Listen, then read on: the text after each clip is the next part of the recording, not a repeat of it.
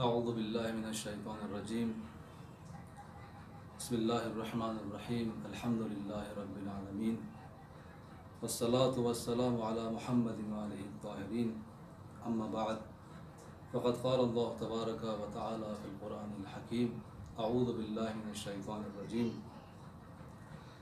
ज़ालिका व मन युअज़्ज़िम शआइरल्लाह फ़इन्नहा मिन तक़वल क़ुलूब। बरदरान अज़ीज़, अय्याम अज़ा माह मुहर्रम अपनी पूरी शान शौकत के साथ अल्हम्दुलिल्लाह पहुँच चुका है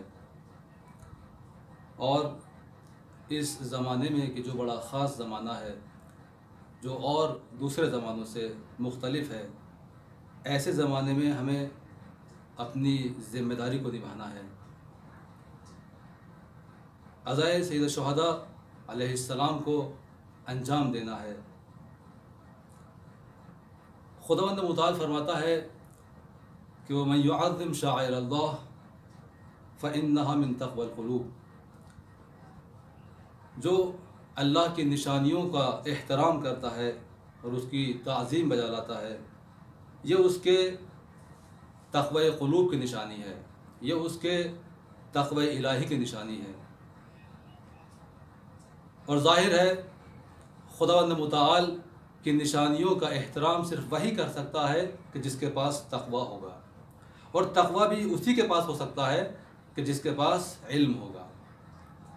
ज़ाहिर है कि अगर उसके पास इल्म ना हो तो उसको ये नहीं मालूम कि मुझे कौन सा अमल अंजाम देना है, कौन सा अमल अंजाम नहीं देना है, किससे बचना है और किसको अंजाम देना है, ये उसको नहीं मालूम होगा। अज़ीज़ मोहतरम, इसमें कोई शक नहीं कि मुहर्रम और सफ़र अल्लाह की निशानियों में से एक निशानी है। न सिर्फ ये कि एक निशानी है, बल्कि अल्लाह की बड़ी निशानियों में से एक बहुत बड़ी निशानी है। और ज़ाहिर है कि अगर हम चाहते हैं कि इस मुहर्रम और सफ़र की तकरीम करें, इसकी ताज़ीम करें और अज़ादारी को बर्पा करें, तो जब तक हम इसके बारे में ना जानते होंगे तब तक हम इसको अंजाम नहीं दे सकते। अगर हम ना जानते हुए अपने एतबार से इसको अंजाम दें तो यकीनन हम कहीं ना कहीं पर गलती कर बैठेंगे। अज़ादारी अपने एतबार से नहीं है, बल्कि अज़ादारी के एतबार से है। अज़ादारी का मकसद है, लोग सोचते हैं कि अज़ादारी का मतलब है कि हम मातम कर लें, मजलिस बबा कर लें, जुलूस निकाल लें, तो ये अज़ादारी है। इसमें कोई शक नहीं कि अज़ादारी के मसादिक़ यही हैं कि मजलिस है, जुलूस है, गिरिया है, ये अज़ादारी के मसादिक़ हैं। लेकिन ये काफ़ी नहीं है, इनके बाद कोई हदफ और कोई मकसद है जो हमें वहाँ तक पहुँचना है। इनके ज़रिए मजालिस और मातम और गिरिया के ज़रिए और जुलूस के ज़रिए हमें किसी मकसद तक पहुँचना है, और हम उस मकसद पर जब ही पहुँच पाएंगे जब हमारे अंदर दर्क फ़हम होगा। बरादरान अज़ीज़, एक इल्म होता है और एक दर्क फ़हम होती है।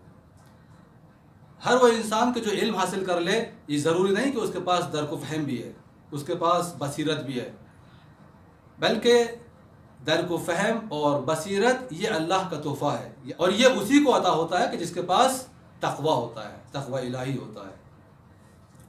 तो अब हमें अज़ादारी को जानना भी है, उसका इल्म भी हासिल करना है, और उसके साथ साथ अज़ादारी को समझना भी है।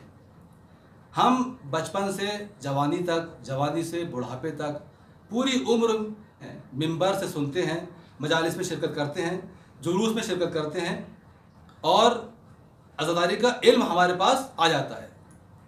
लेकिन क्या उसके साथ साथ बसीरत भी आती है? क्या उसके साथ साथ दर्क व फ़हम भी आती है? ये बहुत ज़रूरी है। मैं आपको एक मिसाल देता हूँ कि करबला में जो वाक़यात पेश आए, मदीने से लेकर मक्का तक, मक्के से लेकर करबला तक जितने वाक़यात पेश आए, हम सब उनको सुनते हैं। सुनने के बाद हमारे पास इल्म हासिल हो जाता है उस चीज़ का। लेकिन क्या उसके साथ साथ बसीरत भी हमारे पास आती है, दर्क फ़हम हमारे पास आता है? मैं मिसाल देता हूँ कि अगर कभी कभी ऐसा होता है कि माह मुहर्रम पहुंच जाता है और हम अपने वतन नहीं पहुंच पाते, तो उस वक्त हमारे दिल में हमेशा यही एहसास रहता है कि ऐ काश हम अपने वतन चले गए होते, ऐ काश हमने अपने वतन का मुहर्रम किया होता। और यहाँ पर हमारा दिल नहीं लगता है, क्यों हमारा दिल वहाँ पर है, हमारी तवज्जो वहाँ पर है और हम यहाँ पर पूरी तरह से आज़ादारी नहीं कर पा रहे हैं। ये ऐसा क्यों हो रहा है? ऐसा इसलिए हो रहा है कि हमने माह मुहर्रम को, आज़ादारी को रस्म समझ रखा है, हमने इसको एक त्योहार समझ रखा है। और जब तक हम त्योहार उसको समझेंगे, उसको रस्म समझेंगे, तब तक हम आज़ादारी को समझ नहीं पाएंगे। लिहाजा हमें इस रस्म से निकलना पड़ेगा। और ये रस्म की खासियत है कि जब कोई रस्म और कोई त्योहार पहुंचता है तो उस वक्त हर इंसान की ख्वाहिश होती है कि वो अपने वतन पहुंचे। लेकिन अज़ान मोहतरम, मुझे ये बताएं कि क्या सिर्फ माह मुहर्रम, क्या सिर्फ आज़ादारी सिर्फ आपके वतन में है? क्या दूसरी जगह पर नहीं है? दरहाली के आज़ादारी पूरी दुनिया में है। जहाँ पर भी ज़मीन है और जहाँ पर ज़मीन ना हो वहाँ पर भी आज़ादारी है। चाहे वो ज़मीन हो, चाहे फ़िज़ा हो, चाहे वो खला हो, हर जगह आज़ादारी है। ज़ाहिर है ज़मीन पर हम लोग आज़ादारी करते हैं, उसके बाद दूसरी मखलूक़ात आज़ादारी करती हैं। तो आज़ादारी सिर्फ हमारे वतन में नहीं है बल्कि हर जगह मौजूद है। हमें चाहिए कि हम अब आज़ादारी को समझें और उसके एतबार से अपने वजीफ़े को अंजाम दें। हमारा वजीफ़ा क्या है? हमारा वजीफ़ा यह है कि हम हुसैनी पैगाम को पहुँचाएँ, चाहे वो हमारे ही वतन में हो, चाहे वो कहीं और हो, इसमें कोई फ़र्क नहीं पड़ता है। अब मैं आपको एक मिसाल और दे देता हूँ कि किस तरह से हम आज़ादारी को समझें, कैसे समझें। भाई ये कहना तो आसान है कि जो है उसको समझें, बसीरत लेकर आएँ, लेकिन जो है कैसे समझें उसको, मैं उसकी कुछ मिसालें आपके सामने पेश करता हूँ और अपनी गुफ्तगू इंशाअल्लाह तमाम कर देता हूँ। जो भी वाक़या करबला में पेश आया, जो भी वाक़या मदीने से लेकर मक्का तक पेश आया, अगर हम उस वाक़यात के जुज़इयात पर गौर करें कि ये वाक़या क्यों पेश आया, ये हादसा क्यों पेश आया, इमाम ने ऐसा क्यों फरमाया, तो वहाँ से हमारी बसीरत शुरू हो जाती है, वहाँ से हमारा दर्क व फ़हम शुरू हो जाता है। मिसाल के तौर पर इमाम हुसैन अलैहिस्सलाम मदीने से निकले। इमाम तबलीग दीन की खातिर मदीने से बाहर निकले, अपने वतन को छोड़ा इमाम ने और वहाँ से निकले मक्के की तरफ, फिर मक्के से कूफे की तरफ। मैं यहाँ पर अगर मुताला करूँ तो मुझे ये बात मालूम होती है कि इमाम किस वजह से निकले मदीने से, इमाम का मकसद क्या था निकलने का। तो मैं देखूँगा कि इमाम का मकसद दीन को बचाना था, इमाम का मकसद अहकामात इलाहिया को बचाना था। तो अगर इमाम का मकसद दीन को बचाना था, इमाम का मकसद कुछ पैगाम देना था दुनिया को, तो वही काम इमाम अगर चाहते तो वो अपने घर में या किसी ऐसे मकाम पर कि जो जैसा गदीर खुम का मैदान था, इस तरह से कोई एक मकाम इंतखाब कर लेते मदीने में और वहाँ पर कुछ लोगों को बुलाकर उनसे बयान कर देते, फिर उसके बाद ये पैगाम पूरी दुनिया को पहुँच जाता। लेकिन इमाम ने ऐसा नहीं किया, इमाम मदीने से निकल पड़े। तो अब यहाँ पर मेरी अक्ल व फ़हम और मेरी बसीरत यहाँ पर मेरे काम आती है। मैं यहाँ पर ये सोचूंगा कि इमाम चाहते तो ये वाला पैगाम घर में दे सकते थे, लेकिन घर में नहीं रुके और बाहर निकल गए। मुझे यहाँ पर मालूम होगा और यहाँ पर मुझे सीखने को मिलेगा कि कुछ ऐसे पैगाम होते हैं, कुछ ऐसी तबलीगात होती हैं कि जिनकी वजह से घर से बाहर निकलना पड़ता है और हर पैगाम मैं घर में बैठकर नहीं दे सकता हूँ। इमाम घर से निकल गए और शायद इसी वजह से जितनी बार अहले बैत अलैहिस्सलाम दिन के खातिर घर से बाहर निकले हैं, हमारे पास ये सुन्नत ईजाद हो गई कि हम भी अपने घर से निकलें और जुलूस की शक्ल में हम बाहर निकलते हैं और दुनिया को पैगाम देते हैं हक़ का और बताते हैं कि जो क्या हक़ है और क्या बातिल है, कौन जालिम है और कौन मजलूम है, ताकि हम दुनिया को बता सकें। मजालिस में मोमिनीन को बताते हैं, लेकिन जुलूस में हम इनके अलावा वो हजरात की जो मजलिस में नहीं आ सकते हैं उनको बताते हैं। तो लिहाजा ये फ़लसफ़ा है हमारे जुलूसों का।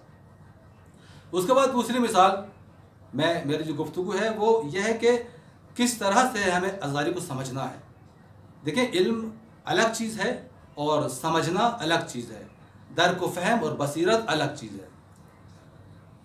मैं एक और मिसाल देता हूँ समझने के लिए, अपनी बात को समझाने के लिए, कि इमाम जब मदीने से निकल रहे हैं तो अपने साथ औरतों और बच्चों को लेकर जा रहे हैं। मैं यहाँ पर पूछूंगा मौला कि आप बच्चों को साथ भी क्यों लेकर जा रहे हैं, औरतों को अपने साथ क्यों लेकर जा रहे हैं?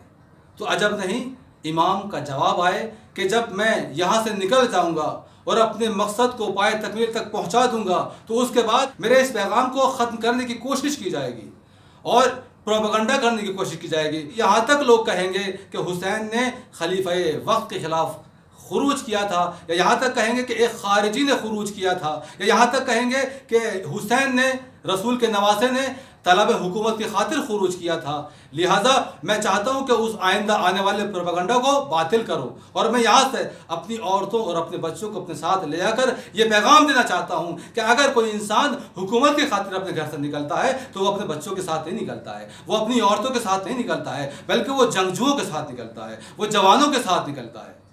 और यहाँ पर जब इमाम अपनी औरतों और बच्चों के साथ निकल रहे हैं बाहर, तो सिर्फ मैं इस वाक़े को सुनकर सिर्फ रोऊंगा नहीं, सिर्फ गिरिया नहीं करूँगा, जैसे कि मामूलन होता है कि हम 28 रजब को हम मजालिस बर्पा करते हैं और सफ़र हुसैनी की मजालिस होती हैं और हम गिरिया करते हैं और उन मजालिस में इन तमाम बातों का जिक्र होता है। आप शाहिद हैं इस बात के, और सब गिरिया करते हैं। लेकिन मुझे बताओ कितने लोग ऐसे हैं कि जो इन नुकात पर गौर व फिक्र करते हैं कि इमाम औरतों को साथ में क्यों लेकर जा रहे हैं, बच्चों को साथ में क्यों लेकर जा रहे हैं। लिहाजा मेरे कहने का मकसद यह है कि जब हम हर पहलू पर नज़र करें, गौर व फिक्र करें और एक सवाल या निशान लगाएं कि ऐसा क्यों हुआ, ऐसा क्यों पेश आया, तब वहाँ से हमारी बसीरत शुरू होती है, वहाँ से हमारी अक्ल फ़हम शुरू होती है और फिर हम उसकी हकीकत तक पहुँचेंगे। और करबला एक तफसीर चाहती है, करबला कुरान मजीद की मानंद है, करबला कुरान की आयत के मानंद है कि जिस तरह से कुरान की आयतों को तफसीर की ज़रूरत है, उसी तरह से करबला के हर पहलू को तफसीर की ज़रूरत है। वहाँ पर हर किरदार मौजूद है, वहाँ पर जवान मौजूद हैं, बच्चे मौजूद हैं, बूढ़े मौजूद हैं, औरतें मौजूद हैं, इशारत मौजूद है, हाथों का बंधा मौजूद है, वहाँ पर सब चीज़ें मौजूद हैं। और ये सारी चीज़ें आने वाले ज़माने में ज़माने के एतबार से, मकान के एतबार से उनका इस्तेमाल किया जाता है कि फ़लाँ मकाम पर अगर कभी ऐसा वक्त आ जाए तो क्या करें, तो करबला की तरफ रुजू करें और वहाँ पर देखें कि इसकी मिसाल करबला में कैसे मिलती है। तो वहाँ पर हम करबला से फिर दर्स लेते हैं, फिर उसके बाद हम उस अमल को अंजाम देते हैं। ये है मकसद करबला और इस तरह से हमें करबला को समझना है। लिहाजा आखिर में एक जुमला खुलासे के तौर पर, नतीजे के तौर पर, कि अज़ादारी को जानने के साथ साथ, उसके इल्म के साथ साथ ज़रूरी है कि अक्ल फ़हम और बसीरत का इस्तेमाल किया जाए और अज़ादारी को किस तरह से अंजाम देना है उसका जानना बहुत ज़रूरी है, उसका सीखना बहुत ज़रूरी है, ताकि जो उसका असल हदफ है, जो पैगाम है, वो दुनिया तक पहुँच जाए। दुआ करते हैं कि परवरदिगारा हमें उस तरह से अज़ादारी करने की तौफ़ीक़ अता फ़रमा जिस तरह से खुदा चाहता है, जिस तरह से बीबी ज़हरा सलाम अलैहा चाहती है। वस्सलामु अलैकुम व रहमतुल्लाह।